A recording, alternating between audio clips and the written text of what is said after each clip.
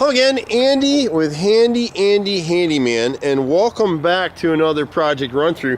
And actually what's going on with this one, this is an inspection report bid on a house that our guys hand painted this house, hand painted the siding late last year because we knew this client was going to be selling their home, which they are now with Erica, and she's got it under contract right quick.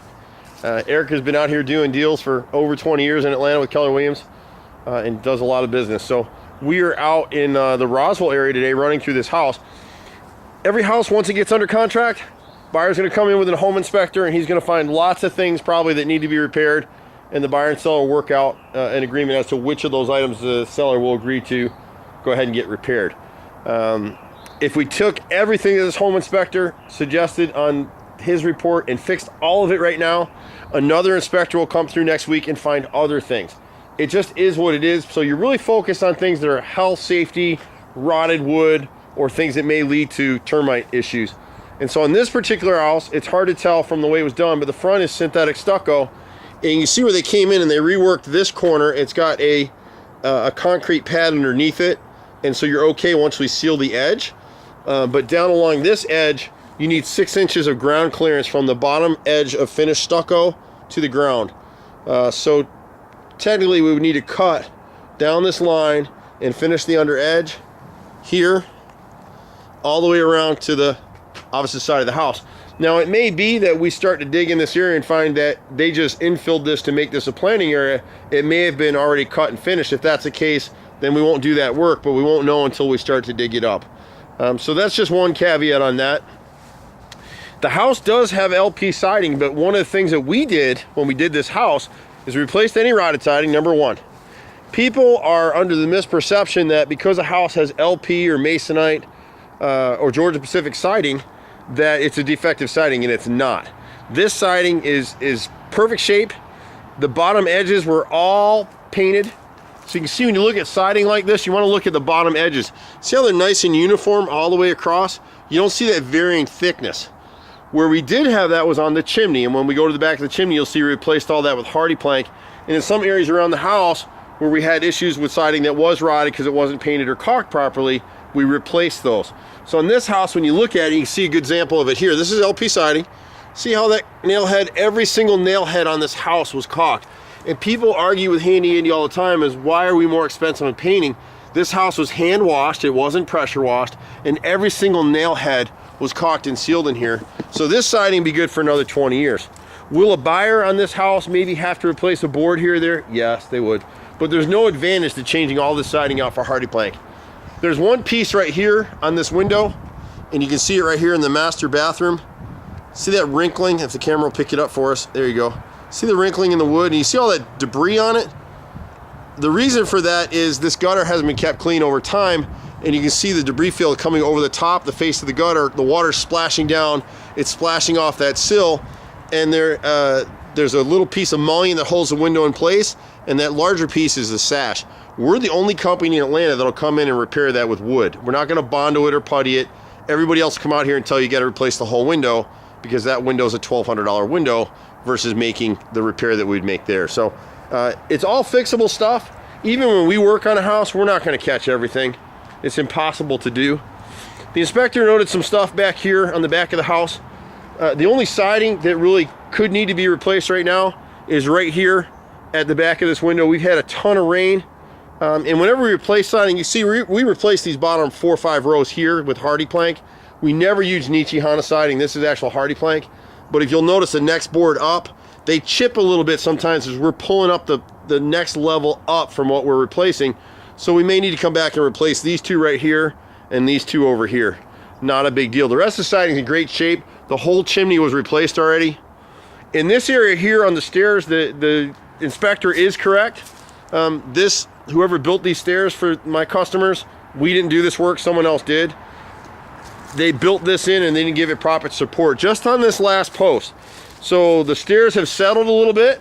So we'll jack the stairs back up, jack them level, and we'll pour a new pad right here in the corner. We'll change these 2 2x4 braces, which do nothing, and we'll actually, the third one in the back, we'll put 4x4 screwed in posts here. These are just little lag screws. These are nothing.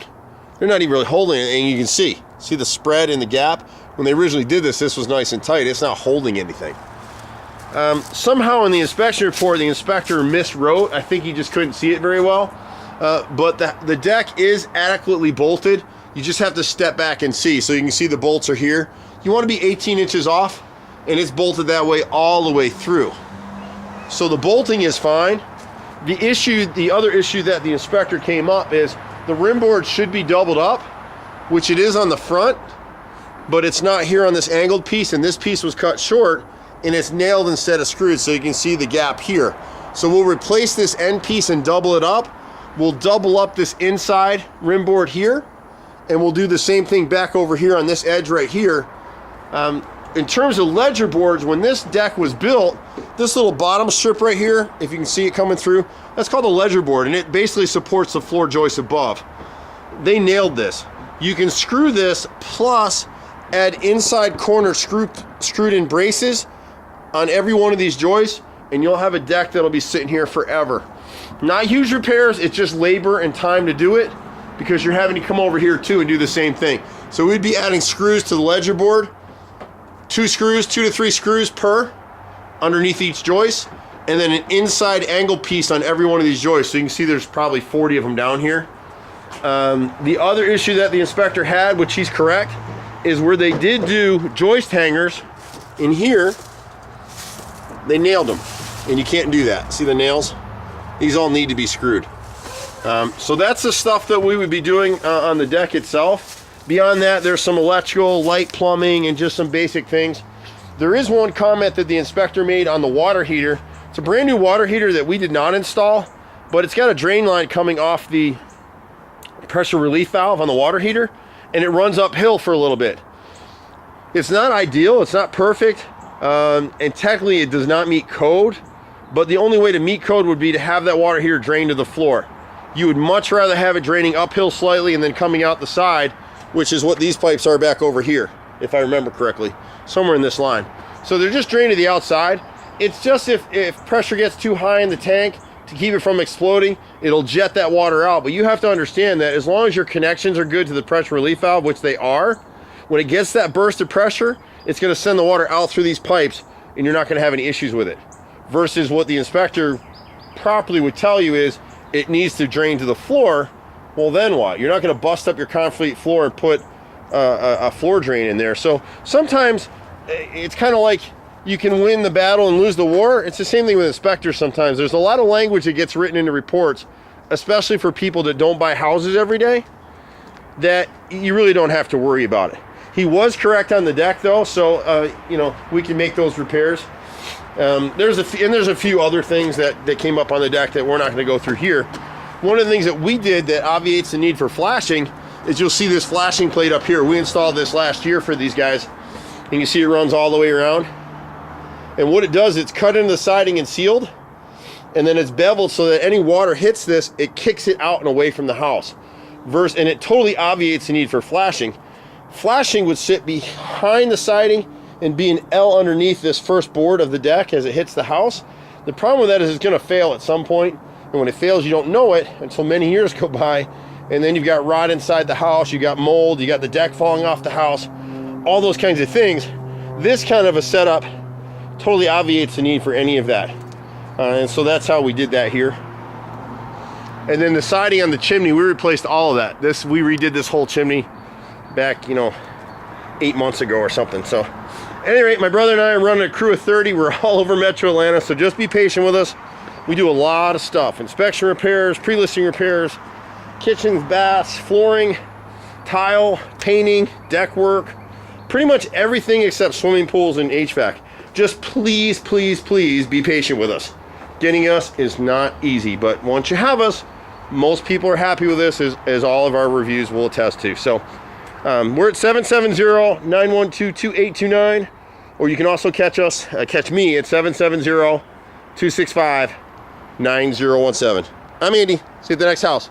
Bye for now.